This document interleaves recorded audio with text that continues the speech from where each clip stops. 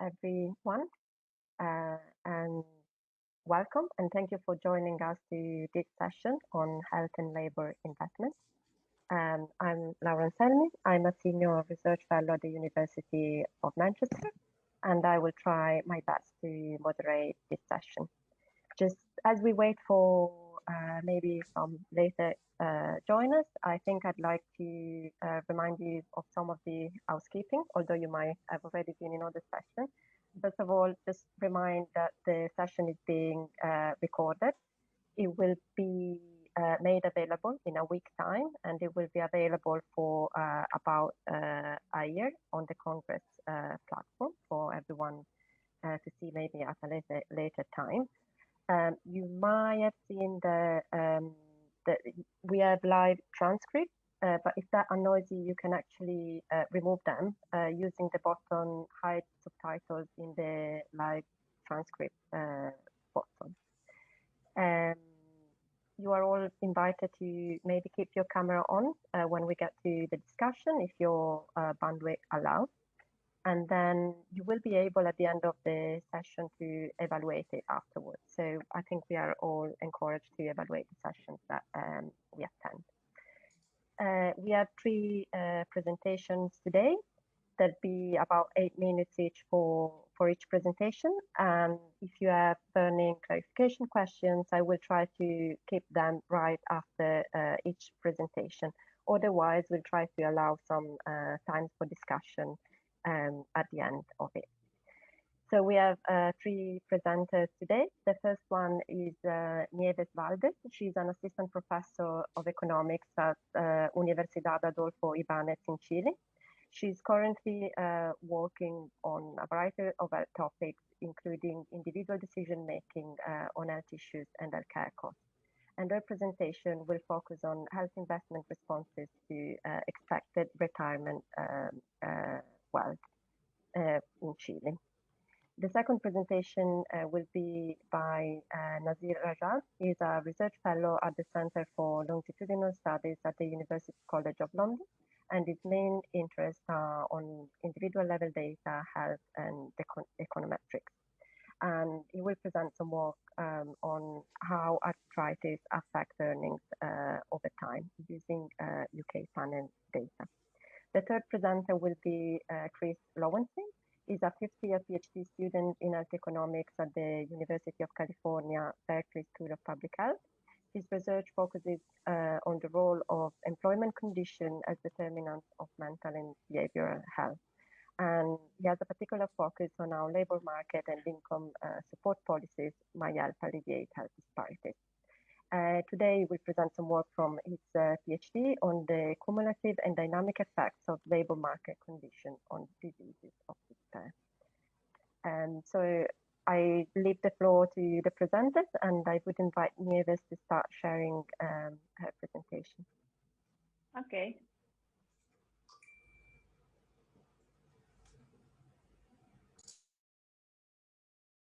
Can you see it right?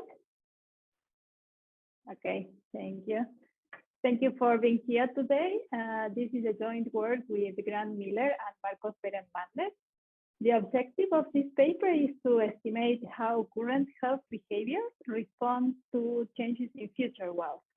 At a more general level, we want to know empirically how economic development promotes good health and longevity. To do this, we use a public pension reform introduced in 1981 by the Chilean government that created an exogenous kink on the cohort pension wealth profile. And we found that greater expected pension wealth increases the use of medical services for men in Chile.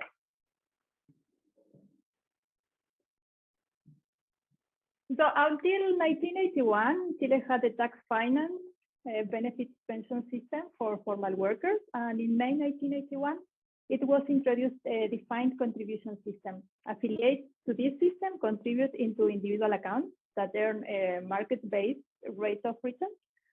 And the account balance grows until retirement. Today, both systems coexist, but starting in May 1981, all new formal sector workers are mandated to enroll in the new system. Existing workers may remain in the old program until retirement, or they can switch to the new system. For those who switch to the new regime, they receive a compensatory payment, called a recognition bond, to transfer past contributions to the individual defined contribution system account. So my presentation today will be focused on convincing you that we have something that is exogenous to estimate the effect of wealth on health outcomes.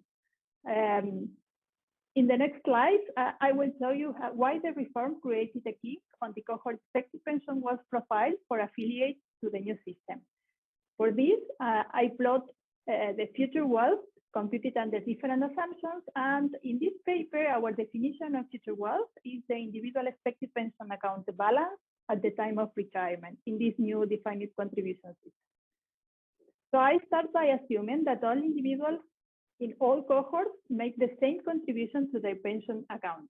Workers affiliated by mandate to the new system, those who started working after the reform, by the time of retirement, have the same amount of savings. This is the line that is flat and goes from 1963 on. And those who started working before May 1981 contributed less to individual accounts. The older the affiliate, the lower the individual account balance at the time of retirement. A fully fair recognition bond or compensatory payment would result in the same value of the expected pension wealth for all individuals. In this scenario, the expected pension wealth would be a flat line parallel to the axis, but that was not the case in Chile. What we have here is the green line, that is a recognition bond computed following the rules of the Chilean government. The blue line here sums up the account balance at retirement from those from the previous figure, that is the orange line, plus the recognition bond, that is the green line. And even with the recognition bond, we still have a kink in the cohort profile of the expected pension wealth. So finally, we need to adapt economic growth, because there's been a really heavy, deep process of economic growth in Chile in the last 30 years. And when we sum up this, we still have the kink. So this red line, although it's a synthetic exercise, it is quite similar to what we observe in the real data.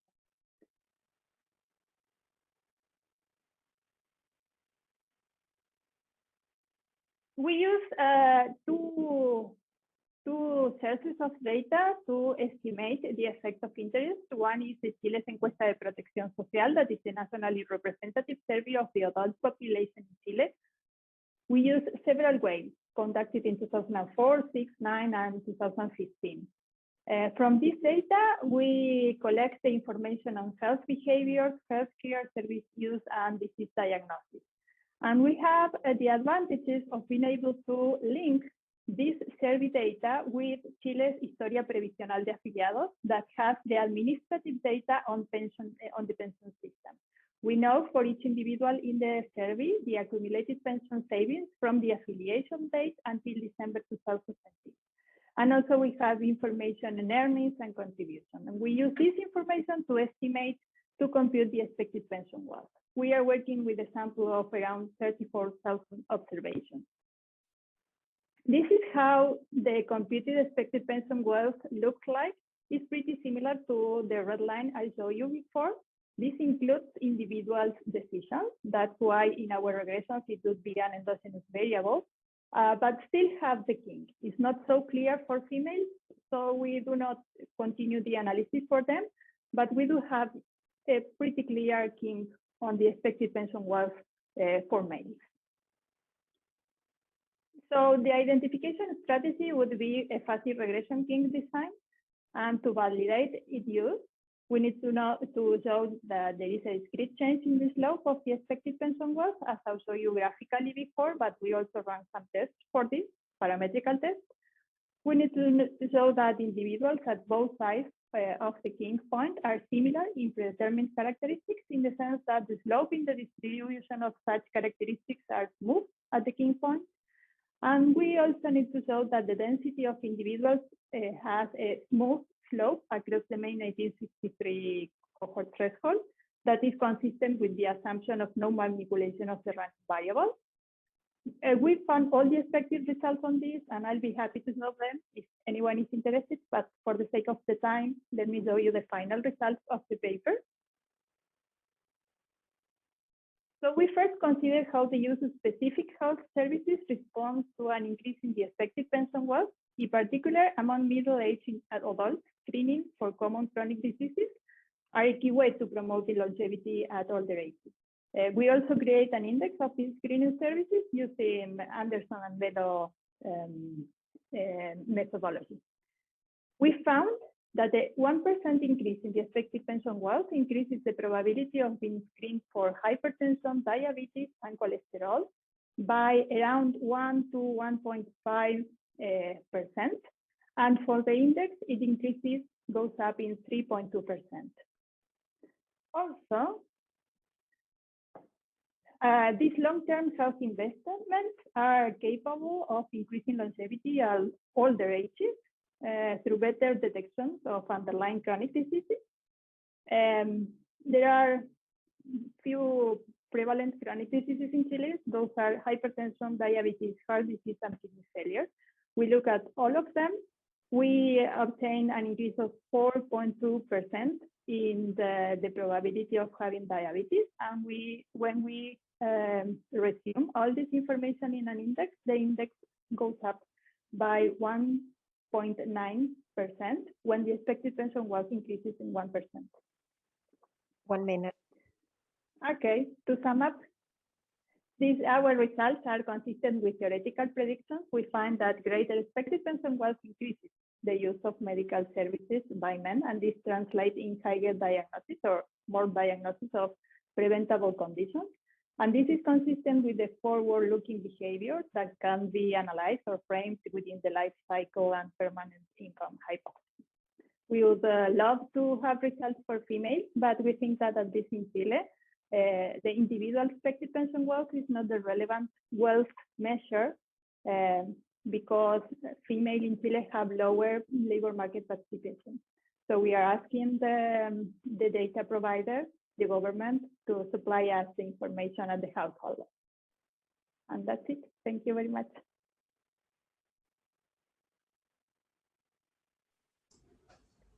Thank you very much. Yeah, that was great. I don't think there's any question for clarification at the moment. We have been very clear. So I suggest that we proceed, and I invite Nazir to share and start the presentation. Thank you very much. Very nice presentation to follow up from these. I will try my best here. Here we go. Please just let me know if you can see my screen. How easy. Great, thank you very much. So hi everyone, brief introduction to myself. My name is Nasir Raja. I'm at the University College London. This work is with my colleague Adam Martin, who's at the University of Leeds, and it's funded by the Nuffield Foundation. This project is looking at how does arthritis affect employment over time. Looking at longitudinal evidence from 18,000 matched individuals with and without arthritis. I thought it would be good to get an overview initially of what I'm going to cover in the presentation.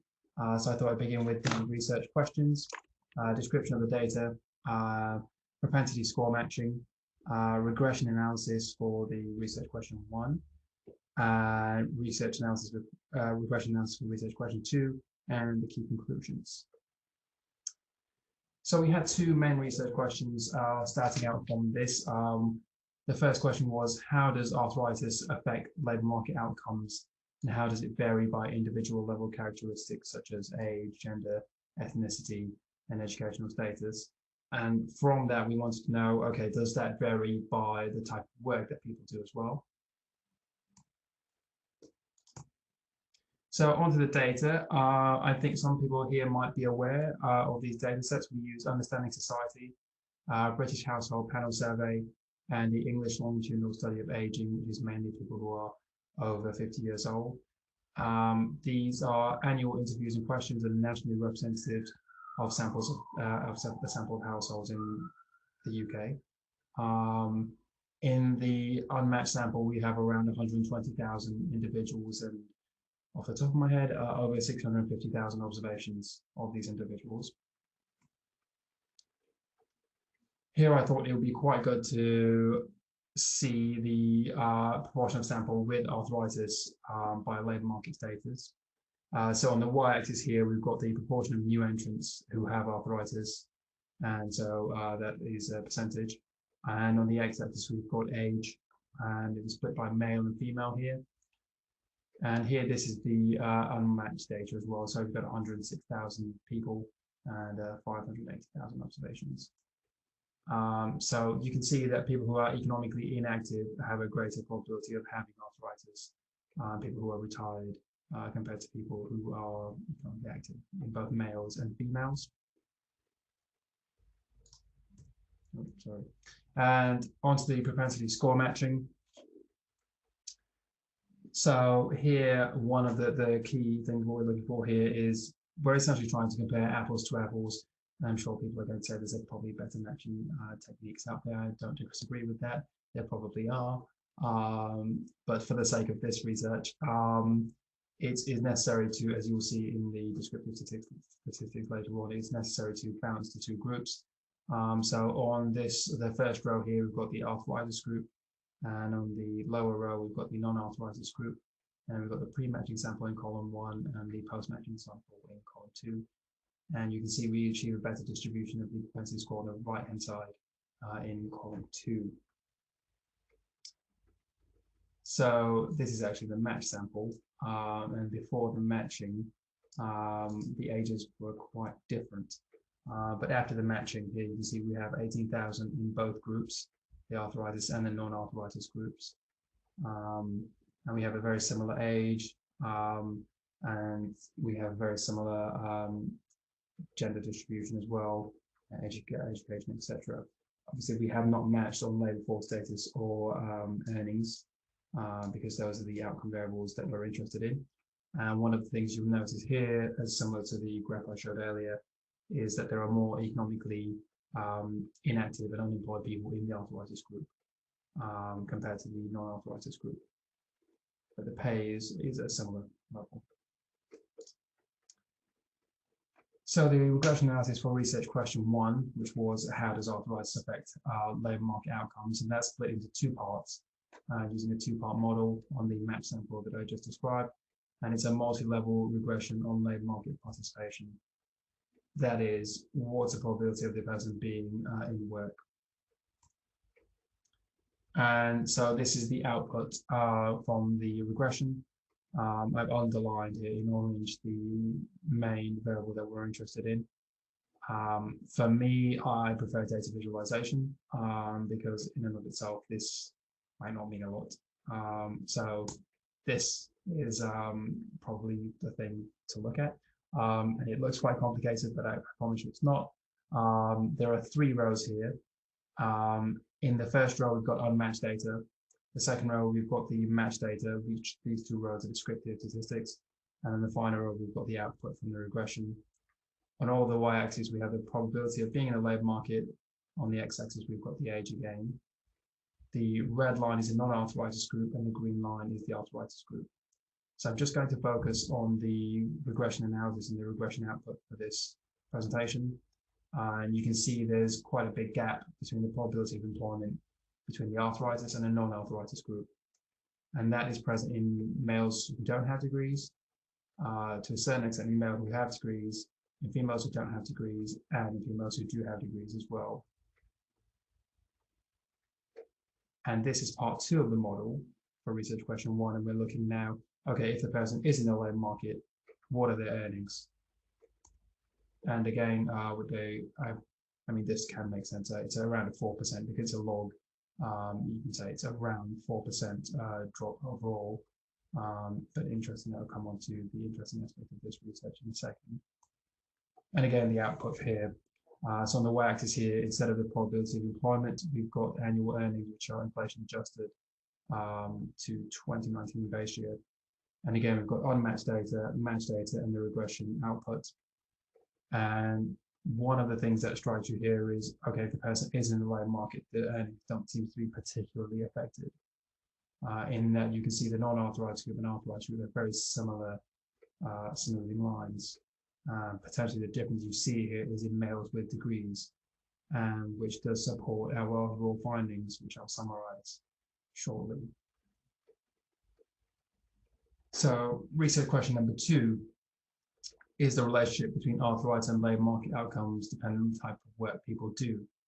So the type of work we investigated were the National Statistic for Socioeconomic Classification. So if looking at routine versus professional jobs, that's a particular English way of classifying. Full-time versus part-time work.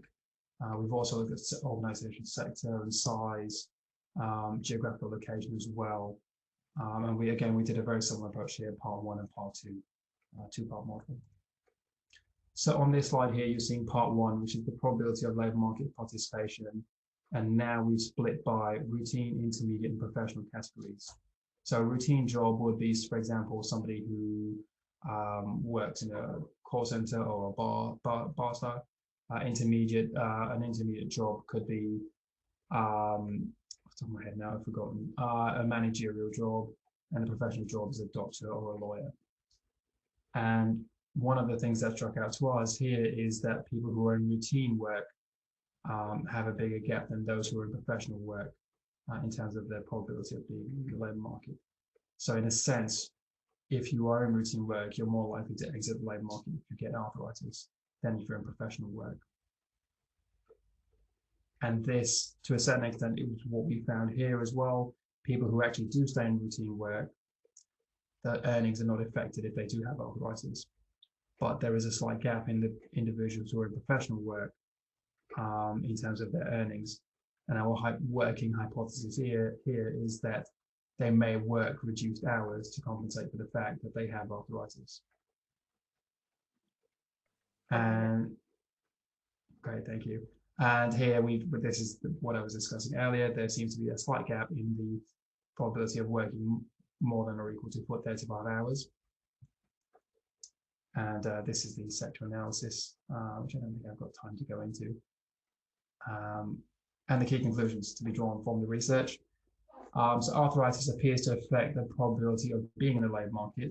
So on average, we see around 3% reduction. But the effect is larger for women, people without a university degree, and people who do routine work and intermediate work. There's an example, paramedics and bank staff. And people in professional jobs are more likely to remain in work if they have arthritis. But when they remain in work, they appear to work fewer hours and have less than comparable people without arthritis. So it could be because these jobs are amenable to part-time work or that there are more accommodations at work. People who work in small private companies seem to be more likely to stop working if they have arthritis. Thank you very much for listening. There are more slides on the handout as well, and I'm here for the questions. Thank you very much. Thank you very much, Nasir. That was great and very clear as well. I don't see any clarification questions at the moment. Yeah, still none. So I would invite Chris to share his presentation and proceed. Great, thank you. All right. Everybody see this okay? Great, well, thank you, Laura, for chairing the session. Thanks everyone for being here, and Nieves and Nazir for great presentations. So as Laura mentioned, I'm presenting some work that is part of my doctoral dissertation exploring the effect of local labor market conditions on quote unquote the deaths of despair. And so for those of you who are unfamiliar with this, this literature, the United States over the past several decades has experienced a dramatic increase in mortality, particularly midlife mortality due to drugs, suicide, and alcohol-related causes. This term, deaths of despair, is a term that was kind of coined by economists Ann Case and Angus Deaton to allude to this potentially underlying shared cause of despair due to psychological despair or economic despair, partially driven by the fact that these increased mortality trends are disproportionately driven by increased mortality among lower educated individuals. Needless to say, this hypothesis has gotten quite a bit of pushback in the literature, not only in economics, but across disciplines, but in particular from the economics field, scholars pointing to that there's really a lack of causal evidence linking aggregate economic factors to increases in drug suicide and alcohol. So my work today is aimed at kind of contributing to this literature by examining the extent to which short-term employment changes affect drug, suicide, and alcohol, and how these effects change over time. So my focus today is twofold. The first is to recap some of my findings from the slides that I posted earlier, showing the effects of aggregate employment shocks on mortality outcomes, and then also present a new set of findings that leverage demographic specific employment changes on cause-specific mortality, and then try to synthesize these two sets of results. And a priori, we might expect these two sets to differ based on how we think aggregate employment conditions affect health. So, for example, findings from group-specific exposures may better approximate an individual level experience, for which there's more convergence in the literature about adverse health outcomes following involuntary job separation, that sort of thing. On the other hand, there's quite a bit of literature suggesting that aggregate employment effects may influence individual health outcomes via other mechanisms such as social network effects and perceptions of job instability. So to address these questions, just a quick overview, I use an area study approach from the years 2003 to 2017 using data from restricted access individual level death certificate files from the US Centers for Disease Control, linked at the county year or county year demographic group level with employment counts from the quarterly workforce indicators, which is a linked employee-employer database in the United States. And my primary empirical strategy is to estimate a series of two-way fixed effects models that leverage within county variation in employment over time. And my key indicator of employment conditions is the employment to population ratio. So I'll refer to that as EPOP throughout the presentation. To try to address the concern of endogeneity in the employment population ratio, I'm going to draw on some existing work, and that's been quite common in this literature, in fact, to try to isolate the demand side variation in a county level employment using a Bartik or shift share instrument. So just to recap some of the findings that I posted previously related to the effect of aggregate employment shocks on county level mortality outcomes, I found that a 1 percentage point increase in aggregate county level employment decreases overall suicide rates by about 1.3%. I find that this effect is driven exclusively among suicides that do not involve drugs, so excluding intentional drug overdoses. I also find that this effect is only found among men, in particular, slightly more of an effect size among older men. Interestingly, and in contrast with much of the literature showing kind of counter-cyclical trends in drug and drug-related mortality, I find that a 1 percentage point increase in county employment increases all drug-related mortality, as well as unintentional drug overdoses. And I find this effect for men of all ages, as well as among a younger group of women. So why might we expect these different results, there be different results when looking at subgroup specific employment changes? Well, I provide this figure just as a bit of motivation, as it shows differential trends in employment rates in the US across different age gender subgroups. And in particular, I just want to point out that for this younger group of males, they have a much larger, in absolute magnitude terms, decrease in the employment rate during the Great Recession. And at the end of the sample period by 2017, employment rates had still not reached pre-recession levels. And it's interesting to compare across the different demographic groups that I examined, because it shows differential responses during the Great Recession period and the recovery, which may point to potentially heterogeneous effects on mortality outcomes that are not captured by one aggregate level measure. So I'm going to skip my empirical approach in the interest of time, but more than happy to talk about it in the Q&A. As I mentioned, it's an instrumental shift share instrumental variable strategy.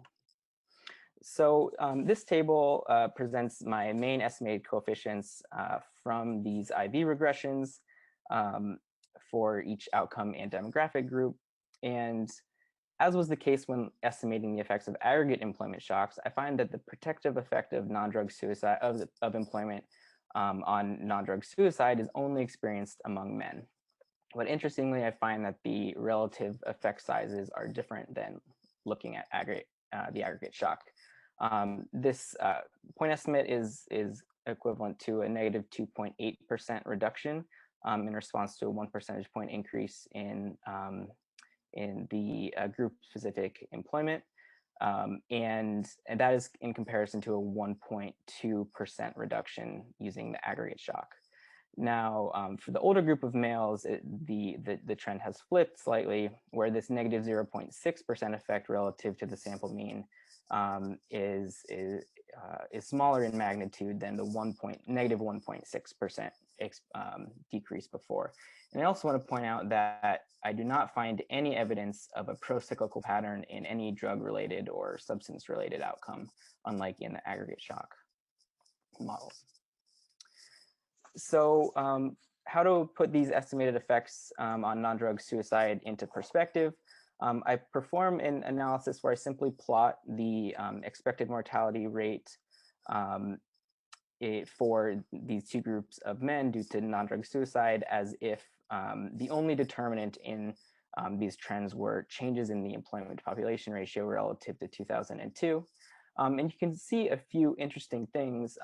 First, the relative contribution of employment due to this, or relative contribution in non-drug suicide attributable to the employment effect is much larger among this younger group of males than it is this older group of males. And in particular, I want to point out that the timing is quite interesting in the sense that for this older group of males, the increase in non-drug suicide really began prior to what we would expect if it were just the effects of the Great Recession influencing this trend, whereas there's some evidence of a 1 or 2 year lag when looking at this younger group of men. 1 minute. Great. So how to synthesize these aggregate versus group specific shocks? So are the models using pooled or group specific employment changes more informative than one or the other? Well, I find that they simply suggest potentially different mechanisms relating employment conditions to health outcomes. So the key takeaway here is that I find that non-drug suicide, the effect of non-drug suicide of a group-specific shock is much greater than the effect of the aggregate shock among younger men. And this may suggest that suicide is more responsive to individual level job loss, which would be consistent with increased exposure to job loss during the Great Recession. On the other hand, drug mortality and as well as suicide among older age groups may be more affected by general perceptions of a macroeconomic decline and likely non-economic factors as well. As I noted, the increase in suicide among older men that preceded the Great Recession could likely be the result of longer term changes in the labor market, such as automation and trade. There's been quite a bit of work on this recently that I've cited at the bottom. And just to conclude, I do find that the effects of employment on non-drug suicide are consistent with most findings of economic downturns on suicide.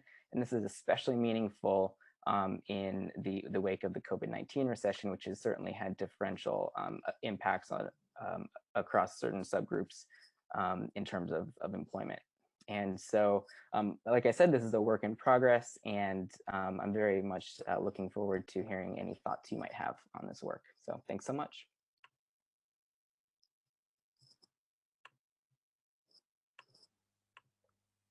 That was great. Thank you very much, Chris, as well. I don't think there was any burning clarification question for you as well. I think we had a set of three great presentations that were approaching different aspects of a similar topic. On the one hand, they have highlighted how labor and labor-related income might affect health behaviors and health itself. But then on the other hand, they've also highlighted how labor health might affect labor opportunities for individuals. And I think it was also quite interesting to see how to get how to identify those effects when there are issues of reverse causality. In the three presentations, we have seen three quite different empirical methods. So in terms of key messages, Nieves' presentation has highlighted how in a developing and middle income country, there's evidence that individuals are forward-looking and they tend to invest more today in the health if they expect to have a higher wealth in the future. Nazir's presentation, on the other hand, has highlighted the strong effect that arthritis might have on employment probability, and also how those effects might differ for different members of society, and in particular by different types of employment. And finally, Chris' presentation show how adult mortality due to suicide tends to increase in response to short-term and negative employment demand shock at the local level, whereas the opposite patterns emerge for drug overdoses. If there are questions from the audience, I think you can write them in the chat or raise your hand. That's great. I can already see a raised hand. I don't know who was first, but Carlos, if you like to start. I think Avery was first, so I'm happy to give you. No, you can go first, Carlos. Okay, well, thank you. Thank you for the presenters. It was really nice to hear these papers, and I actually have, well, questions for the first two presentations, if I can. I don't know how to do it, if whether one and then the other, or however, but for the first one, I actually have a question because you're exploiting kind of the time of the reform to get this kink, right? And I was wondering whether with the balance test that you do, whether that really covers the potential that you do have different populations that affiliate with the system at a different point of time, and that might differ by industries or so. So one of my first questions to you was about that, whether whether the balance tests were enough to cover that idea that you don't have different populations affiliating over time. And the second question I have a bit is, how much can you distinguish the effect of the expected wealth in the future to expected survival, in the sense that there's a lot of literature that also shows that if people expect to survive for longer, then they also invest more in health. And that is going to be very correlated with birth cohorts as well. So if you have any maybe thoughts on that, or maybe if you've thought about it and you have, and it was already solved, then I'm sorry for the question.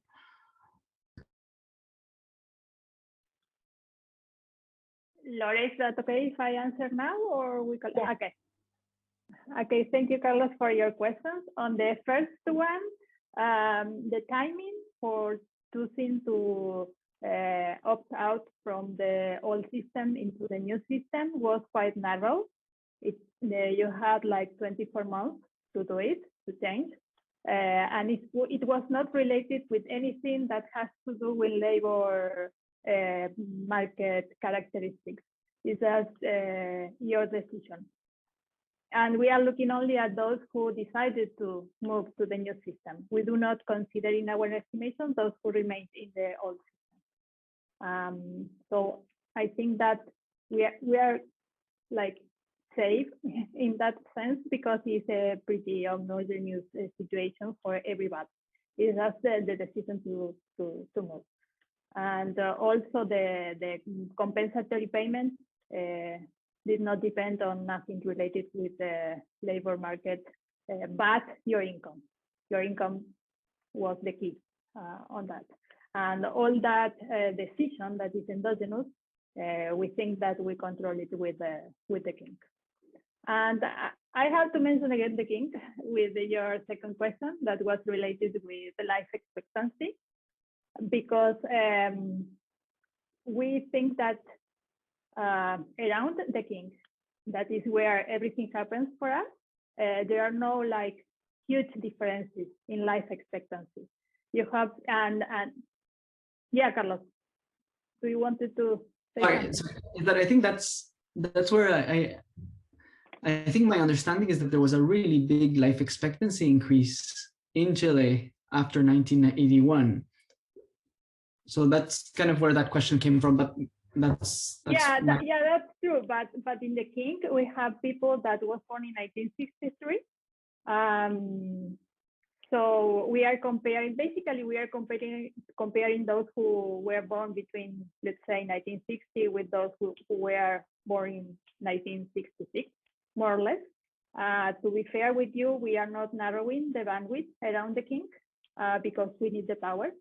But we did it, and although we do not have the power for those results, the results are consistent, I mean, in terms of point estimates. But we don't say anything about that in the paper, and it came up before. So thank you for the question, and we are going to put that as an extra explanation in the paper. Thank you very much.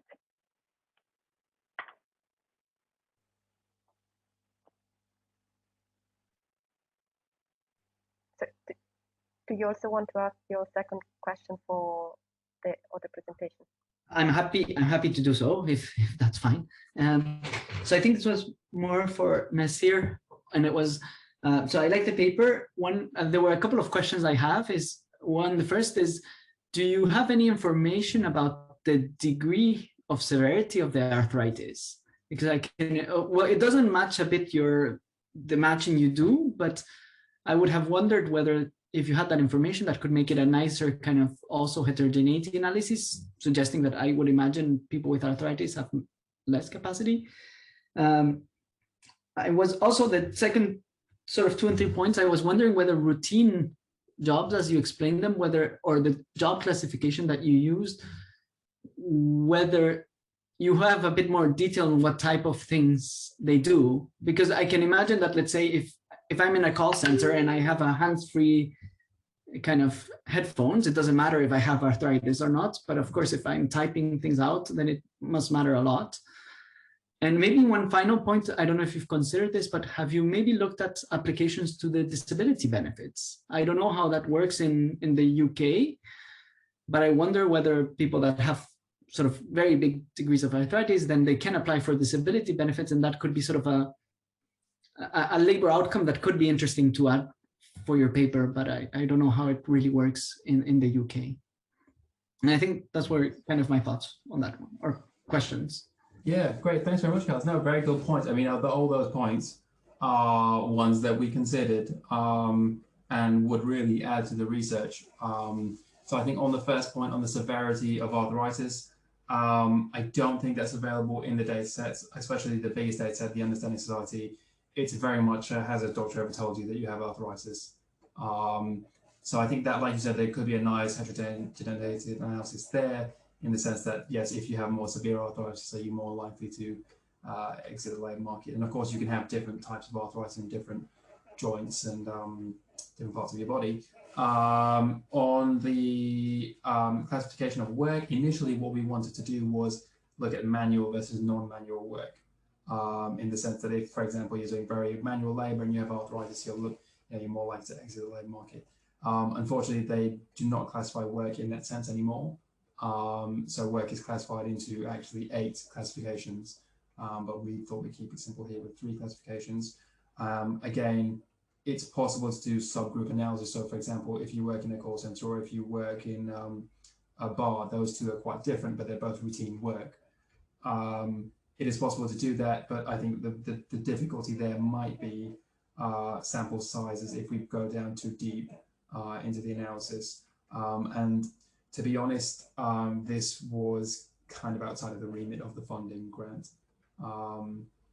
And I think I've forgotten your final question.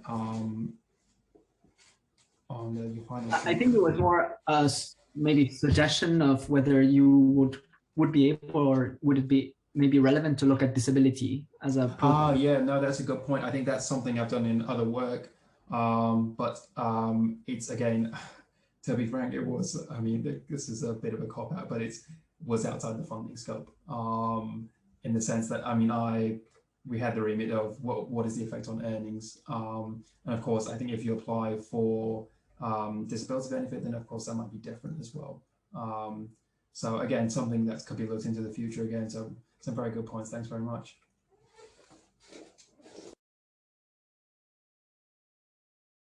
Yes. I guess I'm good to go, Laura. Yes. Please. Okay.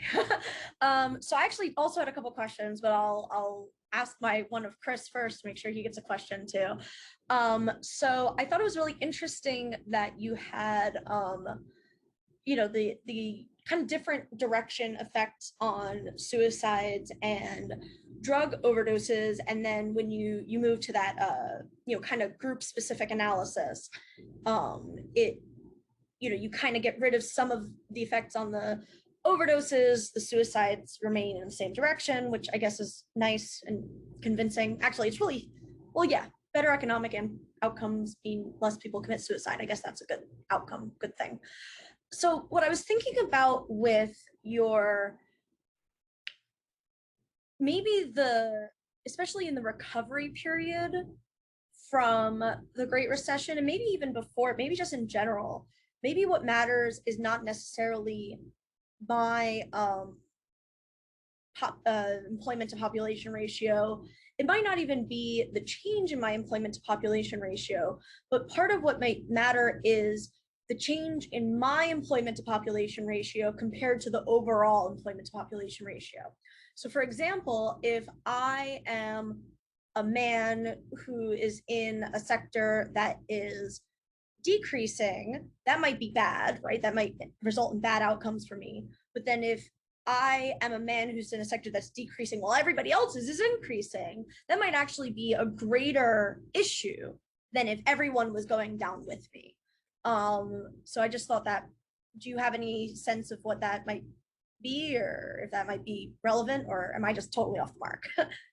No, thank you for bringing that up. I think I think that's a great point. The idea of, you see it a lot in studies looking at the relative income hypothesis, for example, that it's not necessarily the level of an individual's exposure to something, and it's not necessarily the rate of change, but it is it's individual Y in comparison to individual X. And so I think it's challenging with this level, with the this level of aggregation that I have of the data, because I'm aggregating everything to the county year or county year demographic group level and comparing changes within those groups over time. And so I'll just say I have experimented with not only looking at level changes in the employment to population ratios, but rates of growth and that sort of thing. And for the most part, those exercises that I've done where I've kind of changed my exposure to be not a level change, but a rate, for example, are pretty consistent with this. I think it's going to be interesting to look, for example, just at specific periods of this of the 2003 to 2017 cycle, as well as I'm working on coding up some mortality data from much earlier as well to look at longer trends. But to your point about kind of what is it exactly that might be getting to kind of underneath the skin as it relates to employment conditions, I think that's keeping an open mind to those different types of measures is critical. Yeah, thanks.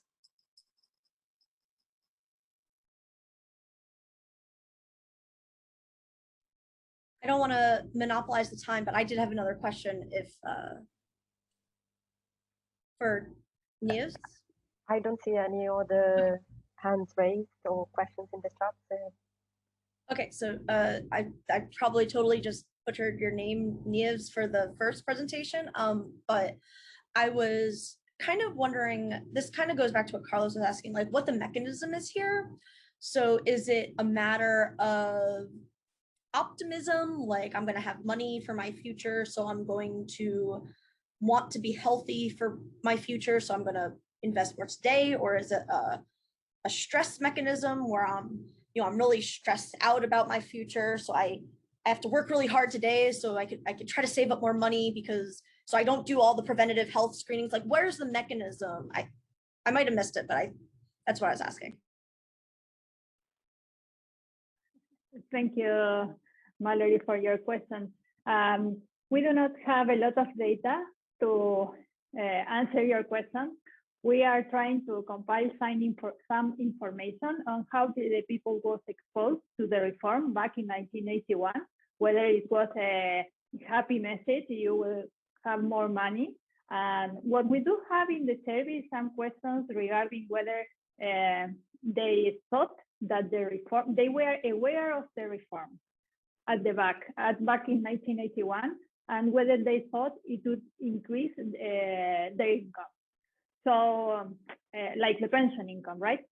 So that would go along with your first hypothesis that they will receive more money. So, and that's why the title of the paper, you will have more money in the future, so better you are in good shape to enjoy it. But of course, there can be something that is more deep or more or has more to do with perceptions or state of mind, and we do not have data to say that. But thank you very much for your comment.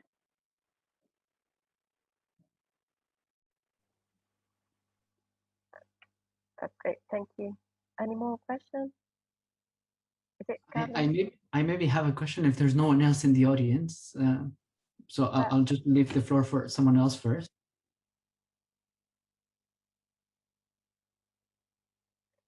Go for it. Okay, so I actually did have maybe a question for both Nieves and Chris now, but I think for Nieves, I was wondering, so I have heard or worked a bit with the data you're using, and my impression was that to some extent they try to replicate a bit HRS. Are there maybe any questions around, the survival probabilities? Like, I think HRS at some point asks people, like, what do you think your probabilities are of surviving until 65 or so? Because I can imagine that might be help, as Avery said, that might elucidate whether people are expecting to survive longer and then sort of therefore they spend more in health. But I don't know if those questions are actually in the survey or if they are good, because those are kind of two different things as well. Okay, there is a question, not only one way. So we looked at the information and again, know a lot of power. That's the pity with this survey, that is really, really good, but not huge in numbers. But I think we can plot some basic statistics on that to support this idea of if you are in the kink, if your identification strategy goes around the kink, maybe expectations are quite similar. We also use a lot of other sources of information to show that there is no kink in related outcome, rather than the change in the expected pension was. And I think there are other surveys where they are asked about longevity, expected longevity. So I'm gonna look at those data sets, and then maybe I will have a better answer for this kind of question. Thank you very much, Carlos. Thank you for the reply. That was helpful. Can I to my second question. Okay, sorry about this. It's just interesting topics. I did have a question, but I didn't want to ask it before because I think it's more clarification about the concept behind or like the method. And I did venture to ask it afterwards because Avery kind of touched on a similar topic, and it was really about the definition of your variable, and I think it's the EPOP. And what I struggled with, at least understanding, and it might be just my own lack of knowledge there, is that it's kind of difficult when you have these outcomes, like you have this independent variable that uses the same denominator as some extent to your outcome, right? Because the mortality rate is based on sort of the total population, and I wonder whether some of these relationships have some intertemporal things that could challenge your estimates, in the sense that let's imagine I'm in period 1, then a lot of people commit suicides or die, like there's a big shock to mortality, then that would artificially kind of increase your EPOP for the next year, right? If there's not a lot of births or so, or changes in the structure, you might have these kind of artificial shifts of the EPOP that are not necessarily real, but are a consequence of the mortality. And I was wondering whether that's what the instrumentation is for that you do, like to try to address that type of issue. Yeah, thank you. Thanks for that clarification question.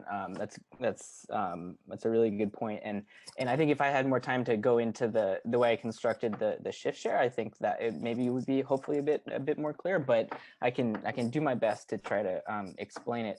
Basically, that's the fact that there is that the EPOP is using. If I were to not use the shift share, for example, and just estimate the effect of a mortality rate per 100,000 on the ratio of the number employed over the working age population, there'd absolutely be a relationship there between those denominators that would artificially affect and bias that estimate. And so what the IV or what the shift share does is use is essentially pegs the denominator of my EPOP, which generates a predicted EPOP at the base level of 2000, and which I refer to as my base level in the year 2002. And then the numerator is the weighted average of national level changes in industry specific employment rates over time. So it doesn't actually draw on any of the employment changes within County C, for example. It draws on the aggregate of all other counties in the United States. And that's precisely to try to get at some of that endogeneity issue that you're referring to. So hopefully that helps a little bit, but yeah, I think there may be a little bit clearer. The actual formulas are on the handouts. So yeah, well, thank you. It makes it clear, but I'll look at the handouts. I can understand this is just complicated to explain in such a short time. Yeah, I think the meeting is due to an end in a couple of minutes. So I'd just like to thank the presenter and all the participants for this very interesting session, but also remind you that I think that the material is available in the platform, and there are also options for further interaction. So you may actually take some of the discussion forward there, and also remind everyone to evaluate the session. And thanks again.